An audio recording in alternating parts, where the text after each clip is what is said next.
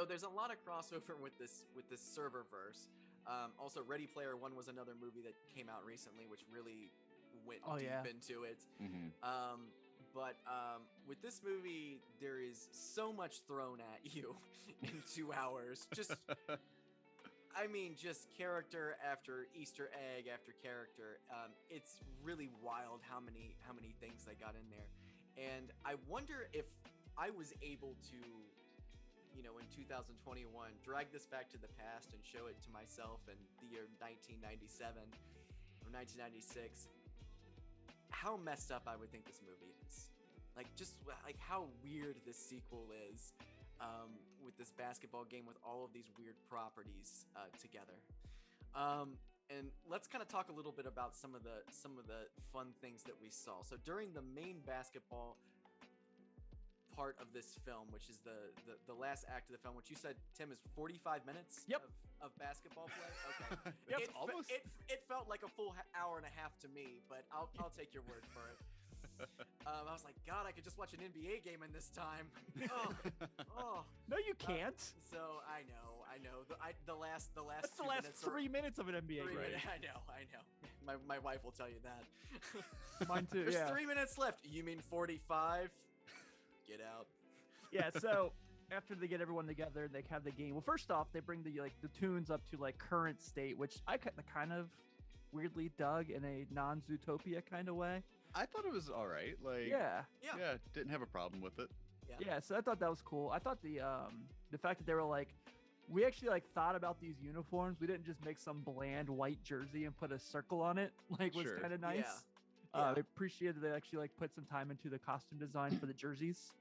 But yeah, so your point being that after they go to all the different universes, they go to DC and all this. When the game starts, they bring in all the Warner Brothers characters, and that was cool. Like you kind of said, I feel like that. My wife said, she's like, I feel like they just shamelessly plugged everything Warner Brothers has done. I said, yes, that's 100% what they did. Oh my God, yeah. But that was cool though, because to an extent. So if you look in the audience of the game, and my nephews, I took them to see it, and seeing their reaction to oh my God, that's Batman and Robin, and oh my God, there's Voldemort just in the front row, and stuff like that was kind of cool. But and it kind of got to the point where Alex kind of said, where it's in passing, where it's yeah, it's really cool, but also at times it's extremely distracting from the movie, because you're who else has been there? Yeah. The entire time that this game is going on, I'm no longer paying attention to whatever the plot is at this point, and I'm just trying to pick out what is in the background, piece by piece. What besides Voldemort,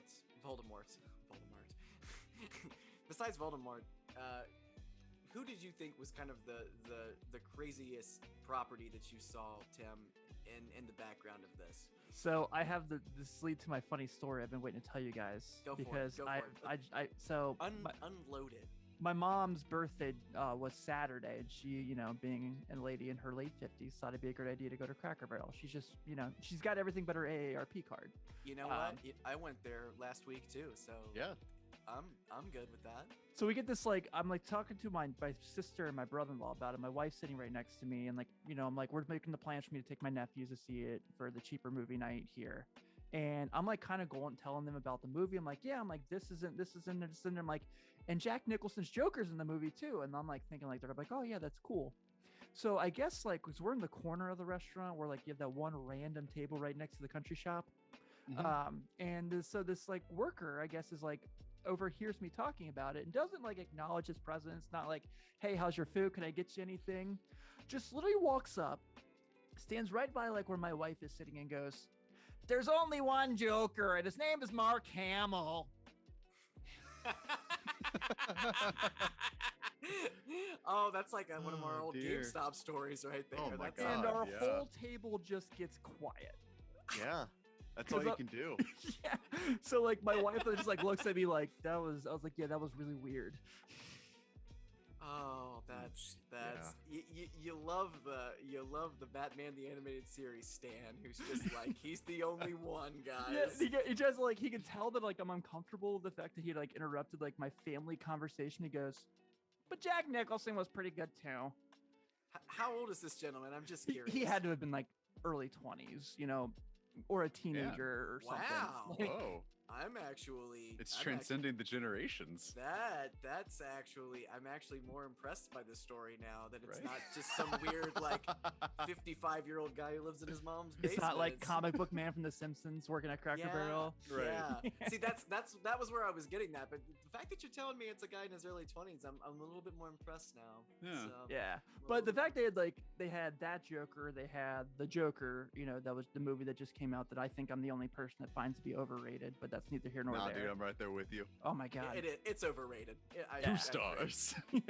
I know like my nephew's like really getting into horror films like you guys are. And so he was like, did you see Pennywise was there? And I was like, yeah, that was pretty cool. Different things like that. But like also like the little like ones you can see in the corners. So when they come out of the thing for halftime and you see the Animaniacs sitting on the top of the ship, like I thought that was neat. So yeah, there were I saw that too. bunch. Yeah, there's a bunch of different ones where you're like, oh wow, yeah, that's there. Like, and like from that standpoint, I feel like it encourages rewatches, but that's the wrong reason. Yeah. From like the movie's perspective, Yeah, they did basically everything but bring like Daniel Radcliffe in to be like, what's up guys? What's up? I'm Harry Potter. So, Alex, what did you notice in the background of this film, the Easter eggs that stuck out to you? I will never forget sitting in the seat, looking up at the movie and going, I forget what actually happened in the movie, but I was like, that was cool. Fuck, is that Jabberjaw? Mm-hmm. My gosh, look at that. And then I was like, hey, look. And I was like, is that Danny DeVito's penguin? Is that Burgess Meredith's penguin? 2 penguins. And like, it was kind of at that point where I was like, maybe this is too much. Then the nun from The Nun, who had courtside seats, just a lot of it, you saw the Flintstones, you could see Dino kind of in the background too. Yogi Bear made a brief appearance. It was a lot of I liked the ones kind of away from the game. I liked how when they're chasing the train and the train goes by Metropolis, you see Commissioner Gordon and Clark. You see Clark Kent, not quite Superman, but and the actual train itself, you see Lois Lane and and then like I want to go back to the montage of the gathering, the team, right? Because like I thought those were paired together really well with like Wile and Roadrunner with Mad Max, but Tasmanian Devil with Rick and Morty. Like even as not the biggest Rick and Morty fan, like that was one of those I was like, okay, that's good. Like that is a good, like, to weasel them into a kids movie also I thought was pretty funny. But like as a whole, the longer it got on, the longer that all went on, like the crowd, and like you started seeing them like over and over again, like weird like Mr. Freeze from Batman and Robin that looks like the Night King from Game of Thrones. There was the Groogs from Clockwork Orange that I thought was just like, that's perfect for here, the kids movie that we're watching. But like to an extent, the longer it goes, you kind of like, I started noticing that they were almost like repeating animations like a video game crowd in a way too, where like they were kind of like like doing the same thing over and over. And the longer that went on, the more I started seeing the same people kind of pushed up front.